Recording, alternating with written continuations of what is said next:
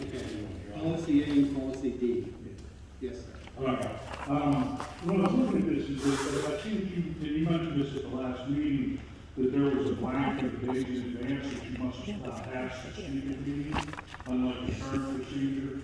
But yet, the district must publicly post the agenda for all open meetings, no later than 24 hours prior to the time of the meeting, correct? So how is someone supposed to know what's on the agenda if they have to say days prior to a meeting that they want to speak, if the agenda is not posted until 24 hours? To be fair to people, you need to make this where you're at least 3 days or 2 days, you post the agenda ahead, and then give people at least 24 hours to respond on that, which I assume this is kind of oversight on there. I just wanted to speak to that and make sure. Thank you. Yes.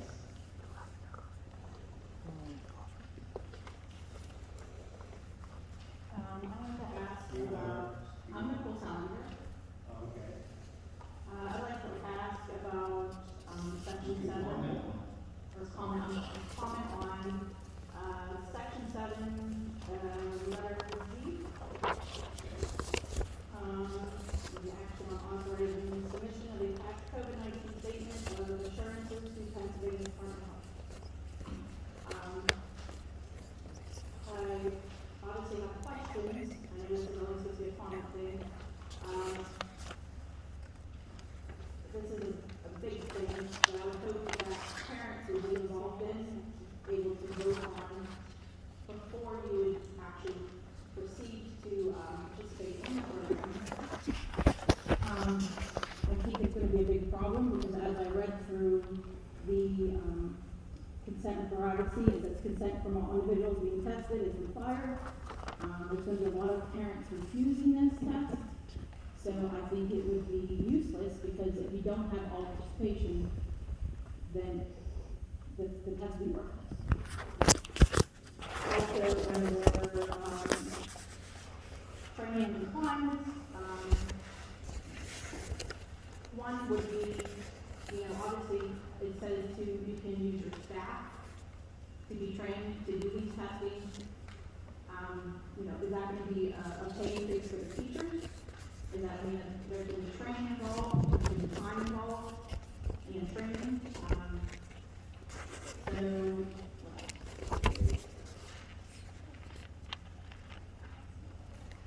The pool testing, they said that you can elect to do pool testing. If you choose to do pool testing, does that make possible testing twice in one day for one child? They said if there was a pool testing and there's a positive case in the class, they will have to test all the kids again to see who the positive case is. These are things that the parents are going to want to know and we need to know. And I didn't know if that was something that you guys were voting on tonight, or if it was just a discussion tonight. Thank you. Thank you. Is there anyone else who has anything on the agenda you'd like to comment on? If not, you have an opportunity to review. Minutes from the special meeting held on August 6th, and the regular meeting held on August 12th, on A and B. Motion to first by Mr. Hager, second by Mr. Hill. Are there any additional corrections or dismissed in the minutes? If none, all in favor say aye. Aye. Opposed? Motion carried. Secretary's administrative meeting report. Madam Secretary.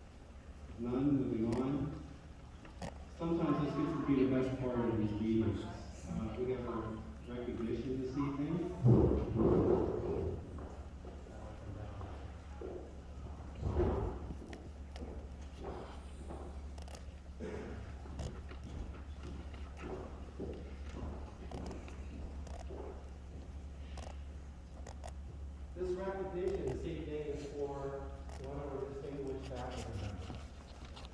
And we're so fortunate here at Freeport to have some of the finest professionals that any school district that I'm aware of has. Unfortunately, we're losing one of those. And the one we're losing is Mrs. Berry. Mrs. Berry's been a teacher for 22 years. She spent 18 years at Freeport. Sometimes I always get to know all the teachers here at the school district. I get to know their names. Sometimes I get to visit them.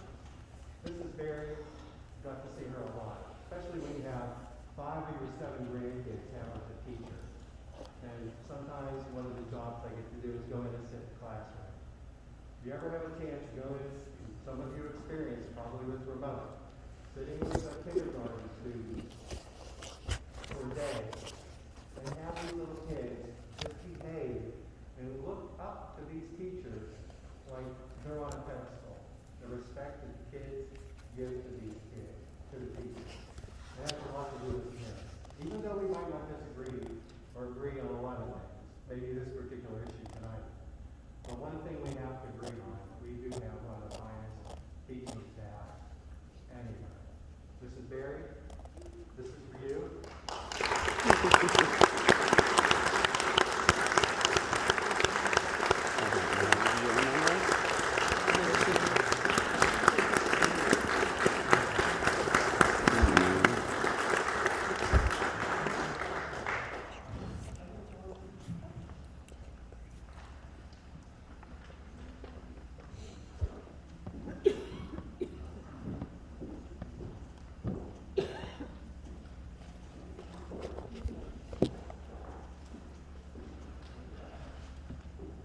Okay, moving on. Administration's report. Mr. Banks.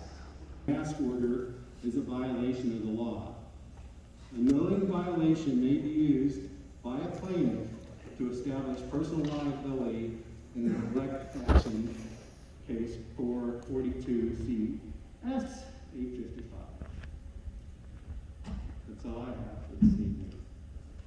Lenape School, we have our next meeting next Thursday. Lenape got off to a really good start this year. We're pleased to have 40 students from Freeport attending, and so far, so good.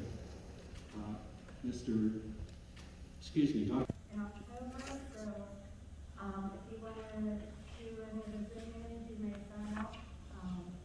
It will be free to all ESPA. And period when I saw the notification about the governor's press conference. But honestly, not because it was about masks, but because somebody was taking away my ability to do what I believe was best for my kids. As those involved in schools, what would you advise someone to do if somebody was bullying them? I think that you would tell them to stand up for themselves. But that's not what it feels like we're doing. Last week when we talked about the lawsuit filed by other districts, the response from this board was to let those school districts do it and that we didn't need to get involved. Is that what you would tell a student that recognizes a bully situation? Not to worry about it and let someone else take care of it. I don't think that's what you would say. I think that you would advise them to act. I'm asking you to act. I understand a lawsuit costs money, but unfortunately money seems to be driving decisions instead of our own thoughts. We're also afraid of funding being taken away, and we're afraid of being sued in general. I ask, at what point does the well-being of our school families matter most? I understand that the recent mandate has language that clearly indicates that a school board member could be personally sued for not following the mandate. I understand that is a significant concern for you. But can I ask, did you consider what gray areas may exist in the mandate? You say you support optional masking and parents making the best choices for their families, but that's not what we're seeing in the actions being taken within our district. I have seen examples of many school districts that have put medical exemption and disciplinary plans in place for non-compliance that still allow for reasonable means for those families for whom masking is a major concern. I would suggest that our requirement for a doctor's excuse is beyond what the mandate requires. And just as you don't want to be sued, a doctor is not going to give an excuse for being sued as well, for fear of being sued as well. I would suggest that you made it virtually impossible for a family to claim the exemption allowed by the mandate. Further, I would suggest that Mr. Magnus's comment regarding calling CYS as part of the progressive disciplinary plan is totally inappropriate and certainly does not give me comfort that he's for the best interest of the families of this district. It tells me that either his #1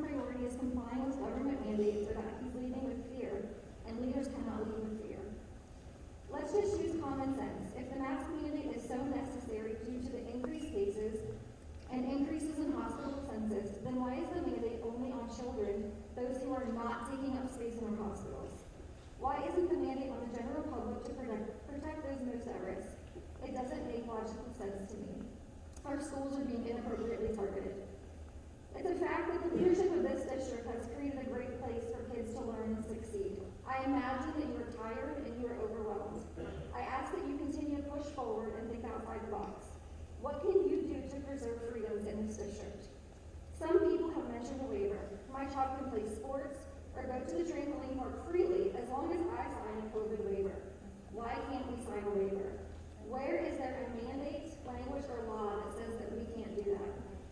As we hope for a future with no mandate, I ask that you start thinking about what school looks like mask optional when the mandate is lifted. If we are still going to count cases and quarantine students and report those on a daily basis, how does that work with optional masking? As I confirmed with Mr. Manning this last week, there is no longer a mandate to close schools given a certain number of cases. He indicated that the reason for continuing to report is for full transparency. However, I would suggest that this also drives fear, something there's already way too much of. It doesn't appear COVID is going away anytime soon, and it seems like we need to start thinking about how we're going to live with it here. I would encourage you to question, especially since we're so focused on the legal side of things, what is our legal requirement to perform contact tracing and quarantining? If we make masks optional and then voluntarily continue to case count and contact trace, and call the DOH for every question we have, we're not going to get anywhere.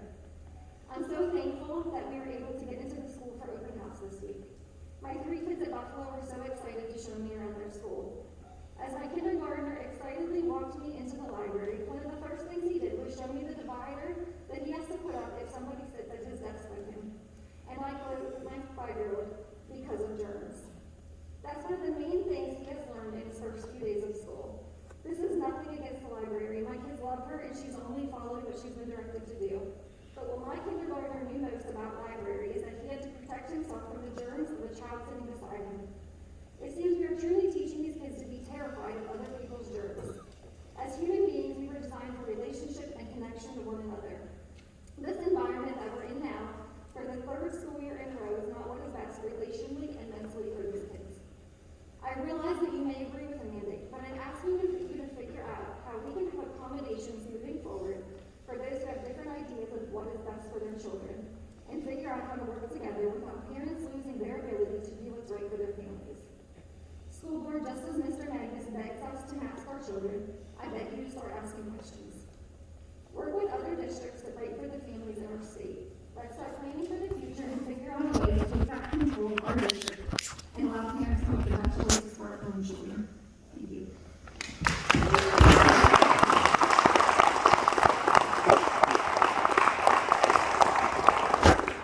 Jackie?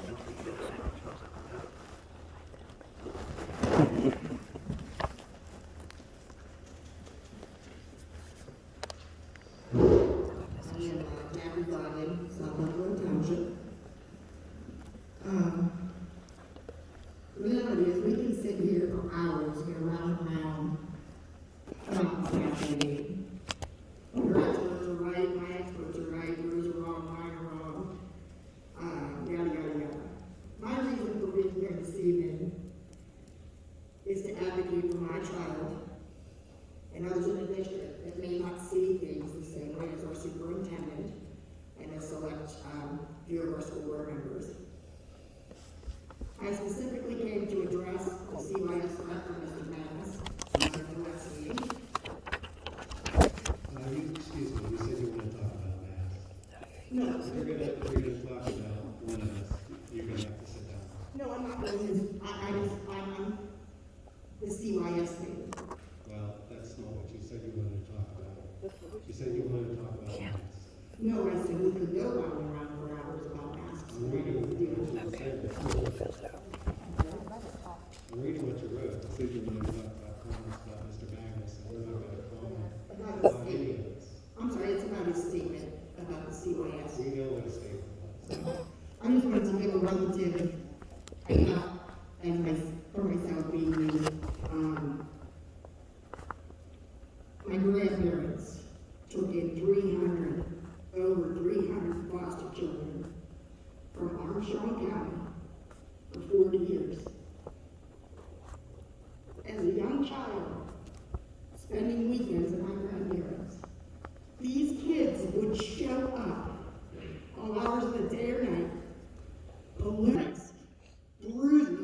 bodies. Nothing to wear but their underwear. We would run a fresh bath for them. My girl would sit for hours picking nits out of their hair. These kids had one possession, a teddy bear from the trunk of a police car. That is abuse and neglect. For anybody up there to say that a child in this district is abused or neglected because their parents find it unhealthy for them to wear a mask is ludicrous. Completely unacceptable to take advantage of an already broken system within this county by using tyrannical tactics and intimidation does not sit well with me. At this time, I am asking for you as the board that represents us as the parents to start the proceedings to have Mr. Magnus removed from his position and search for a suitable candidate. We're not going to do that. Thank you.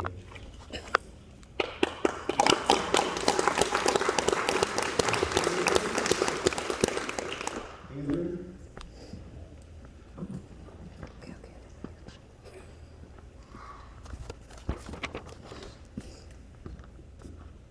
Trying to make this short and sweet. My name's Andrew Bento. If anyone here doesn't know me, I'm Mr. Wine. That's all we know. So, my daughter, I went to the school district my entire life. My family's been there since the 60s. My daughter started this school district in 2019. I'm 7 now, in second grade. Beyond the fact that I'm completely against this pandemic and everything that our United States government has done to fool everybody, it's beyond ridiculous that my 7-year-old, 7, has never once completed a full school year without normality between masks and computers, and she has no idea how to properly socialize with other children because of this. And we can all go back and forth between if it's your fault, our fault, the government's fault, the state's fault, Tom Wolf's fault. The thing is I don't see enough parents standing up to go against how ridiculous everything is. And wrong. I mean, I'm blessed to be self-employed and my wife be a stay-at-home mom. To sit at home and do these goofy online classes, if need be, that we did all last year, it was just beyond ridiculous. So what about all the parents that didn't have that luxury? Grandparents or parents had to lose their jobs or anything involving this. And now this year, when we start to get back to normal, I acted like the pandemic never happened. Let me rephrase. It's still not happening in my mind. That this year, all of a sudden, these kids got to wear masks. And if it was so important, why didn't Tommy decide to do it that day? Why did he wait a week to say you have a week for these kids to wear masks? It doesn't make any sense. It's just ridiculous. And you know, I'm mind-blown by this. I am beyond mind-blown. And, you know, I don't know what he said last week was true. I'm just reading what I wasn't here. So I'm not going to blame the guy for what everyone else is saying that he said about CYS. Whatever. But the whole thing with masks, in my opinion, is beyond ridiculous because you're scaring children. It's scary to kids. They don't know how to be around other children, how to socialize around other children. There's no extra support on teaching them this stuff. Then my daughter only goes down to school wearing a mask. You don't go to school, you sit in front of a computer screen. What is that? That's craziness. That is literally ludicrous in my mind. I mean, my 4-year-old preschool, I caused the whole thing in his preschool now. And you know what? He's never worn one. He's not going to wear one. Because I'm not going to make a 4-year-old wear a mask. It's crazy. And, you know, I know you guys probably don't really care, but I care. And you should think about how many other kids are having problems with the mask thing, not knowing how to socialize. I mean, I didn't go to the open house. My wife did. She said that there's cafeteria chairs in the gym, and you can't sit next to your friends. It's a prison. We pay all this crazy tax money in this area, and we go to the kids are like going to prison. They're all spread out. They can't play together. They can't do this. They don't wear a mask. Oh, one kid coughed, go home, sit on a computer. Oh, last minute closure all of a sudden. Hey kids, you gotta find someone to teach you tomorrow.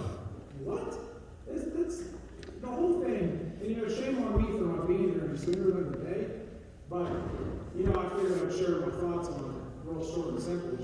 It's someone's got to kick this into gear, because you know what? Our government, they failed the whole time. The whole thing's been failing. It's failing even more now. The goofy vaccine doesn't work. The goofy masks don't work. Guess what? I've been wearing a mask since day one. I am a construction company. Take your vitamins, kids. Everything's fine. We need an option here. We need an option, period. This is America. This is the United States of America. I have an option to do what I want. I can be as successful as I want, do what I want, send my kid to any school that I want. Anything that I want to do, I can do. So why in the school am I being told by Tommy that my kids got to wear a mask, and then the school board that you guys have voted in, you're not being paid, so congrats if you won, that you're agreeing and not listening to anything the parents say because you're afraid of being sued. If I was sitting out there, I'd say sue me. Go ahead and sue me. I don't care. You can sue me anything you want.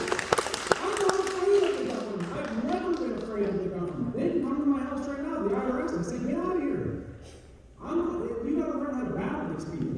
Someone's got to stand up. And you know what? I think everyone behind me agrees. Listen, wow. Like, this is the craziest thing. You're telling me a mask and this virus that was made in the lab and others variants, this is crazy, man. Like, this isn't right. Someone's got to stand up. Thank you. Yeah.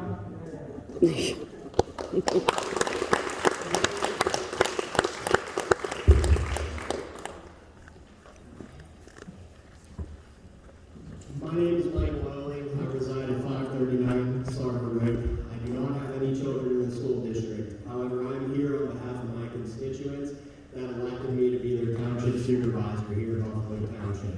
Before I begin, I would like to state on the record that my opinions are uniquely my own, as well as a collaboration of others that are not representative of the Buffalo Township Board of Supervisors or its government. The following is a summation of opinion from Bill Halley, a friend and an elected school director from Butler Area School District. The Health Department's threat of legal action and other ramifications are no different than the prior legal threats made by Governor Wolf about masking and other mitigation efforts. Can anyone show us one person who was prosecuted in Pennsylvania for violating a PA Health Department masking order? First, legal action was filed last Friday concerning the masking mandate handed down by Governor Wolf through the PA Department of Health and communicated by the PA Department of Education. It appears that this legal action proves the illegality and illegitimacy of the masking mandate. If anyone, including the school directors, wants to copy the legal action, get in touch with me with your email address, with your name, and I will have a copy for you. The risk of Governor Wolf prosecuting school directors to take away their sovereign immunity is a sick joke. No elected official has ever taken on the task of removing any other elected official's sovereign immunity. In fact, in my opinion, Governor Wolf and his administration will be the most determined defenders of sovereign immunity simply because any success at weakening or removing sovereign immunity from elected officials in the courts will be immediately used against him and his allies. It is the main law protecting them from true legal accountability. The accountability for violating the health department's masking order under the law in which they state they have authority is only a summary offense at best, and at most is a few $100s. The question is, who is going to enforce the masking order and write the citation? Who is going to serve and prosecute the citation? Who is going to pay for the defense of all the hundreds of lawsuits against the school district and district personnel in the Commonwealth by all those who are cited? Any police authority, local district attorney, or judge that adjudicates citations that remove parental authority and any other rights for unmasking their children will never be hired, appointed, or elected to anything ever again. The most probable and concerning threat is from the health order, which threatens superintendents and executive directors with their loss of commission. This is the same threat that was given to superintendents to have them sign the attestation form in November of 2020 to force their compliance with the governor's mitigation efforts. It is why many superintendents and school board presidents across Pennsylvania attestation form concerning Governor Wolf's mitigation efforts without deliberating it or voting on it in public, which is violating Pennsylvania's Sunshine Act. With the significant questions as to the legality of this masking order, it is going to be up to each school district's elected board of directors and administration on how they will handle this masking mandate. I contend that if parents submit a note of their child's masking exemption and refuse to comply and mask, there is nothing the governor or the health department will be able to do. All of this being said, I think we are at a crossroads of liberty versus tyranny. Benjamin Franklin once said that those that sacrifice a little bit of liberty for a little bit of security deserve neither. History has proven itself time and time again. When citizens trade away their liberties, they never get them back. The founding fathers understood the price for freedom. They took a stand. They had their homes burned, their lives ruined, their families tortured, killed and kidnapped, and their assets seized. If you are unwilling to stand up for liberty, then I don't see the point of being involved. If you are worried about getting sued over a mandate, then you don't understand the true meaning of freedom. We are at the apex of our American republic. We are the last bastion of liberty. America is the final stand for freedom. If we fail here, there is nowhere else to go. Freedom is dangerous, but it is the soul of our country. Any infringement on liberty creates a detrimental precedent that we can never recover from. If we don't rock the boat, we'll end up sinking. I urge you to make the right decision and protect the freedom of our people.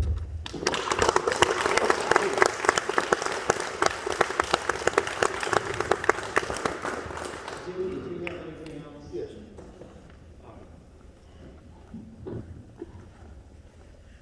This pertains to the vote that you guys had on August 12th, where you had decided that masking would be optional for the schools. Since that vote was made, you guys made a vote to make masking not an option, or to not wear a mask not an option. And I would have to say no, because according to the Sunshine Act, you guys cannot make a vote without it being public. And you also can't just make a rule without having a vote. And I had sent an email to each and every one of you on the board and asked that you do have a vote, an open roll call vote, on whether you're going to comply with the mandate or not.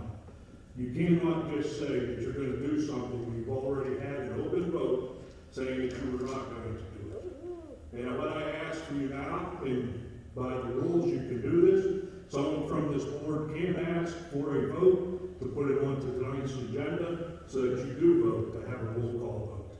And that's a lot of voting in one sentence. What I would like to ask is one of the board members to step up, do the right thing, and have a vote on whether you are going to support the mandate or if you're going to stick with what you've already voted to do at an open meeting as required by your own policies. And right now it's a violation of your policy to not have a vote and change the rules. Thank you. Thank you.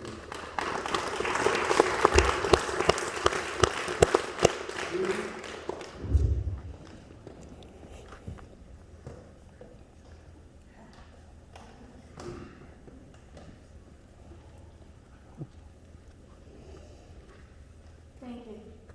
Would you like me to wait while you call the vote? Yeah. Okay. The reason I'm here is because at last week's agenda meeting, I asked if you, the board, were going to have a specific policy, district-wide, standardized policy in place to enforce or approve or disapprove the exemption forms for the mandate. And at that time, you were non-committal at best. So when Tuesday came along and our children had to go to school masked, multiple parents followed the mandate, the guidelines in the state mandate, and they sent exemption letters for their children. Many of us got emails in return. My email came from Mr. Kleckner, as did several others that I have copies of. In Mr. Kleckner's email, he states, Bodie's teachers and other staff members reviewed the request. The teachers and other staff members reviewed 2020-2021 school year without any apparent difficulties observed by staff. Teachers and staff have not observed that wearing a mask has caused or exacerbated any medical condition in Bodie, or any respiratory issues, or any mental health condition or disability. Further, he doesn't have the documentation from an appropriate licensed medical professional diagnosing student, because it's a form letter and you forgot to put Bodie's name in there, with any such medical condition. There's only several problems with this form letter that was sent to myself about my son. The first being, Bodie wasn't a Freeport student in the 2020 to 2021 school year. No one observed him doing anything.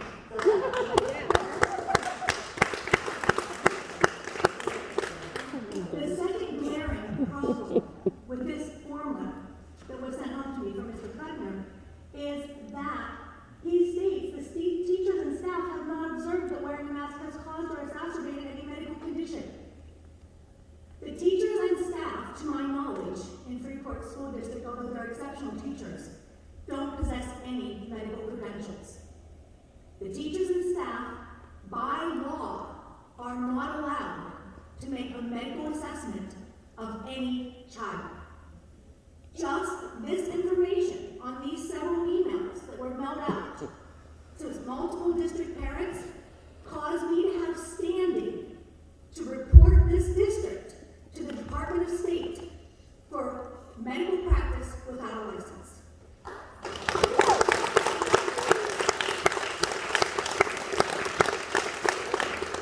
This is what happens when you don't have a policy in place. This is what happens when you aren't prepared for students to come back to your school under this mandate. There is no language in the state mandate that requires a physician's signature on any exemption form.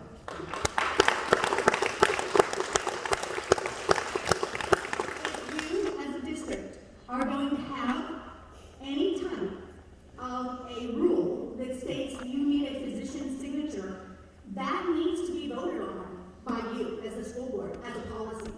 As of this morning, I pulled up the health and safety plan that is approved by the board as posted on your district website that states masking is optional.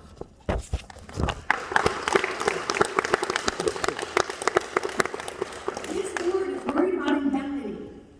Let me tell you, you are leaving yourself wide open to legal action. You aren't indemnifying yourself. Without having these policies and procedures in place, you're not only doing a disservice to our students and our parents, you're doing a disservice to this district. I implore you to take the roll call vote and make the policy standardized and district-wide.